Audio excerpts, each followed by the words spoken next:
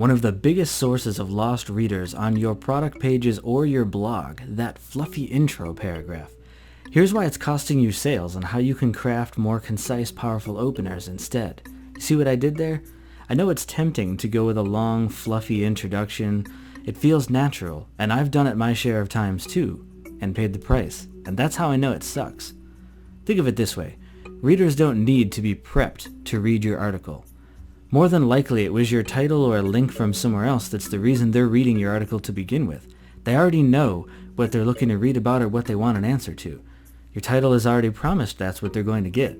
You don't ever want them to wonder if they're ever going to get to the good parts. So give them the goods right away.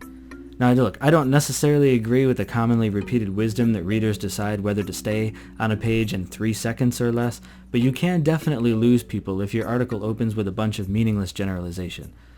So to make sure we're on the same page, here's some examples of things I've seen where this has happened. I was reviewing a salon website once with an article about their services in the city that they were targeting, and for the first 2 or 3 paragraphs, long ones, the article talked about the history of the city and why it's a good place to live. What? People looking for a salon and living in that city aren't looking for a history lesson. If you open this way, the reader will wonder what the article is actually about and be bored by the time you're actually talking about your services.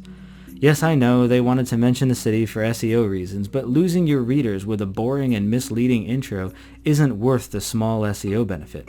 Here's a second example. Writing an article about reducing violent crimes in California and opening with all the reasons the law is important and violence is bad. The reader already knows that. Anyone that's looking to read an article about how to reduce crime obviously believes the law is good. So, an opener about how violent crime has increased by a certain % over the last decade despite various legislation might be a good start because it's specific and relevant, and the rest of the article can follow that. Don't restate the obvious at the expense of getting to the point. So, what makes a good opener? Start specific. We can get a good start by observing what newspapers and magazines do. Look at the headlines they have. They're always competing for attention, and the reader can only read the first couple of sentences to decide whether they'll read the rest. So those first sentences have to be strong and specific. Your articles don't have to follow the triangle approach, for example, starting specific and getting more general, but it's a good place to start. Make it clear right away what your point is and why it's important. Basically, you're selling the reader on why they should keep going. It's a promise you're making that you need to deliver on later in the article. Declare the problem and why it's a valid concern, and then show how you're going to solve it. If your article is more about challenging a point of view or getting people to ask a question, then declare the point of view you're challenging, acknowledge it, or why so many people ascribe to it, and then provide an alternative with an emotional hook, if possible. Simple example might be, most people think X, and it makes sense, but what if it didn't have to be that way? Appeal to feelings, not simply facts or claims.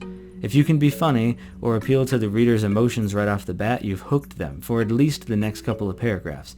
Don't just address the problem the reader has that you're going to solve, but ideally hone in on that feeling you're helping them avoid. If you're giving tips on building wealth, focus on never feeling helpless again or worrying that you can't take care of your family. It's something that someone in that position can relate to. Simply promising to make them lots of cash doesn't register emotionally, so there's not as much appeal. Or you can skip that in paragraph altogether. When in doubt, don't even worry about it. If your article title is something like 5 ways to do something, and you're not sure how to craft that first paragraph, don't.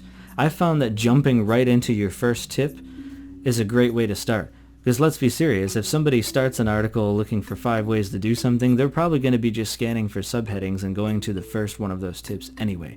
And if you really feel like you need to have an intro, you can always come back later after you've written the meat of it and draft something. And if you're done writing and you still don't have an opener, you just leave it out. I actually find it refreshing when I read articles to just get right into the information without a bunch of BS. So hopefully this was helpful for you guys to kind of firm up your writing a little bit and stop losing so many readers if you're noticing you have a high bounce rate.